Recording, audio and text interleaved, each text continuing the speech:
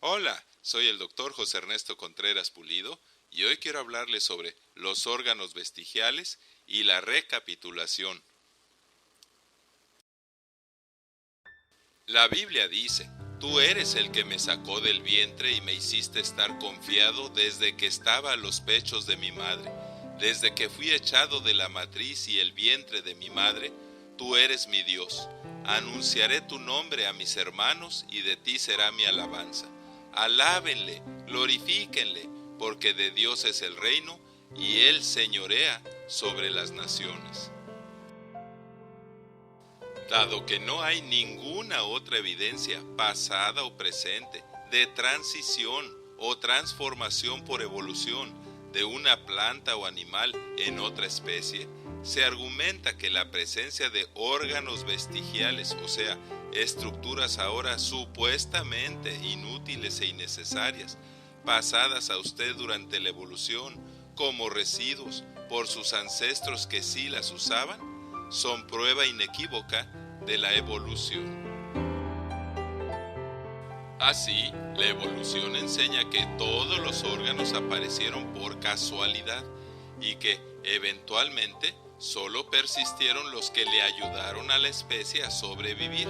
Además, que fueron muchos los órganos que, a pesar de que llegaron a ser inútiles, se perpetuaron como vestigios cuando una especie evolucionó en otra. Pero la realidad es que esto es contrario a la evolución, pues es degradación. De acuerdo con R. Withersheim, en 1895, se dijo que hay no menos de 180 estructuras vestigiales en el cuerpo humano que son más que suficientes para considerar al humano un verdadero museo ambulante de antigüedades. Pero el tiempo comprobó que sus falsas apreciaciones fueron producto de crasa ignorancia. Hasta la década de 1960, los libros de texto enlistaban unas 200 estructuras supuestamente vestigiales en el cuerpo humano e incluían en la lista a las amígdalas, el timo, la tiroides, la glándula pineal y la pituitaria o hipófisis, que es la glándula maestra. Pero la realidad es que ninguno de los evolucionistas de entonces y hoy se extirparían por rutina algún órgano considerado por ellos como vestigial y residual. S.R. Scadden comenta: la existencia de órganos vestigiales o inútiles fue presentada por Carlos Darwin y los evolucionistas hasta la primera mitad del siglo XX y frecuentemente citada en los libros de texto de biología como parte de las evidencias de la evolución. Pero hoy los órganos vestigiales no proporcionan evidencia alguna a favor de la teoría de la evolución. La realidad es que en los últimos 50 años, a partir del descubrimiento de las importantes funciones de los supuestos órganos vestigiales y la identificación de solo ADN, cromosomas y genes propios de su especie en cada una de las células de sus tejidos, sin vestigio alguno de ADN de algún ancestro, la lista de órganos vestigiales se redujo rápidamente a cero. Considerados antes como vestigiales, ahora se sabe que las amígdalas, el timo y el apéndice, por ejemplo, son importantes órganos glandulares del sistema inmunológico, o sea, de defensas en contra de las infecciones. William Strauss aclara: ya no existe justificación alguna para considerar al apéndice vermiforme como un órgano vestigial. Durante unos 2000 años, los médicos permanecieron desconcertados en cuanto a la función del timo y llegaron a considerarlo como el apéndice, un órgano superfluo y vestigial. Pero en los últimos años se ha comprobado que, lejos de ser inútil, el timo es en realidad el órgano regulador y glándula maestra del complicado sistema inmune. Ahí se activan los linfocitos T, que son destruidos por el virus VIH del SIDA. Bajo la influencia del timo, experimentos recientes han llevado a los investigadores a considerar que también el apéndice, las amígdalas y las adenoides participan en la respuesta inmune. El coxis, la última vértebra de la columna dorsal, enlistado antes como órgano vestigial y supuestamente un residuo de la cola de los animales supuestamente ancestros del humano, ahora se sabe que es una estructura indispensable, donde se insertan dos músculos del piso pélvico y del ano. Charles Darwin y otros creían que el pliegue semilunar del ojo era un vestigio dejado por un ave, ancestro del humano. Hoy es de conocimiento universal que limpia y lubrica el globo ocular, sobre todo durante el sueño. Como prácticamente todos los médicos aceptan ahora que los llamados órganos vestigiales cumplen importantes funciones.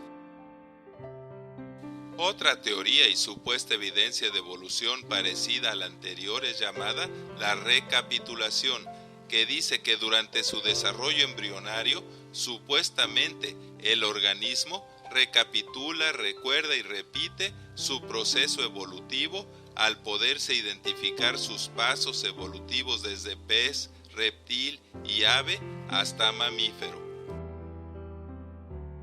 Así, la teoría de la recapitulación sostiene que el desarrollo embrionario de cada especie, o sea, su ontogenia, repite su historia evolutiva, o sea, su parentesco anterior o filogenia. Así, los estados o formas que se pueden identificar durante su desarrollo embrionario representan las especies que integran supuestamente sus ancestros y parientes. Fue entre 1860 y 1880 que el biólogo alemán Ernst Haeckel expuso la teoría de la recapitulación, según la cual la ontogenia, es decir, el desarrollo embrionario a partir del óvulo fertilizado, es una recapitulación de su filogenia, o sea, su parentesco con sus ancestros. Como prueba de la supuesta recapitulación, hizo unos dibujos en donde deliberadamente mostraba que todos los embriones inicialmente son iguales y presentan agallas, lo que supuestamente demostraba que un pez fue su ancestro común. La recapitulación dice que el que aparezcan en el cuello del embrión unos pliegues como arcos branquiales es un vestigio de su evolución a partir de un pez, pero ahora se sabe que no son ni branquias ni arcos branquiales, sino zonas germinales a partir de las cuales se desarrollarán importantes órganos como el oído medio con sus huesecillos, la paratiroides y el timo. Ernst Haeckel, al ser puesto en evidencia, tímidamente confesó que sus dibujos eran falsos. Además, desde 1976, la microfotografía comprobó el aspecto real y diferente de todos los embriones. Y en 1997, el embriólogo británico Michael Richardson, con un grupo de colaboradores internacionales, confirmó incontrovertiblemente que los dibujos de Haeckel eran un fraude. Aún así, se siguen incluyendo en los libros de texto.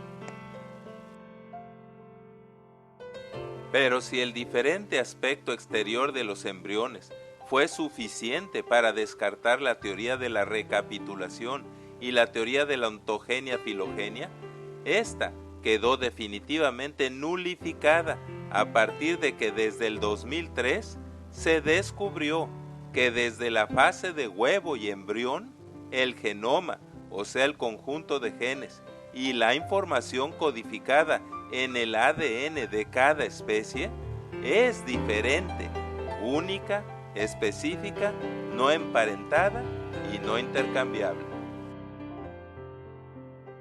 Es así que el huevo fertilizado ya contiene en su pequeño núcleo todas las instrucciones genéticas para formar un cuerpo humano y un manual completo para formar todos sus complejos aditamentos y estructuras protectoras, su líquido amniótico, el cordón umbilical, la placenta y todo lo que le permite sobrevivir dentro de la matriz. Aún así, y aunque suene ridículo a la luz de los conocimientos acumulados en los últimos 50 años sobre genética, genómica y embriología, que es el estudio del desarrollo dentro de la matriz, muchos libros de texto de biología siguen mencionando como evidencia de evolución la falsa teoría de la recapitulación y la supuesta presencia de órganos vestigiales heredados de los ancestros comunes. De la misma manera, y ahora se sabe que es por ignorancia y miopía científica, se dice que el saco vitelino, donde se lleva a cabo inicialmente la producción de sangre del embrión antes de formarse la médula ósea, son vestigios de nuestra etapa de ave o pollo, y que la cola formada por el brote final de la columna y espina dorsal es un vestigio de nuestra supuesta etapa de reptil. Gavin de Beer comenta: rara vez una afirmación como la de la teoría de la recapitulación de Ernest Haeckel, tan simplista en su presentación, con dibujos embrionarios fraudulentos, considerada plausible entonces y tan ampliamente aceptada sin haber sido sometida a un examen crítico, ha sido tan nociva para la ciencia. Jeremy Cherfas aclara: si se comprueba que no hay imperfecciones, como lo son los órganos supuestamente vestigiales, no habrá evidencia que favorezca a la evolución por selección natural sobre la creación. Stephen Jay Gould aclara: la teoría de la recapitulación ya debería estar actualmente muerta. Y el doctor Michael Richardson, ya mencionado, concluye: es uno de los peores casos de fraude en la ciencia.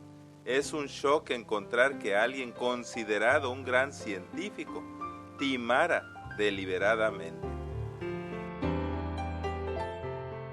La Biblia dice: alabaré a Dios con todo el corazón, en la compañía y congregación de los rectos. Grandes son las obras de Dios buscadas de todos los que se deleitan en ellas. Gloria y hermosura es su obra.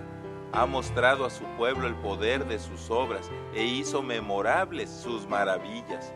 Buen entendimiento tienen todos los que ponen por obra sus mandamientos. Muchas gracias por su atención y es mi oración que Dios les siga bendiciendo ricamente. Amén, así sea.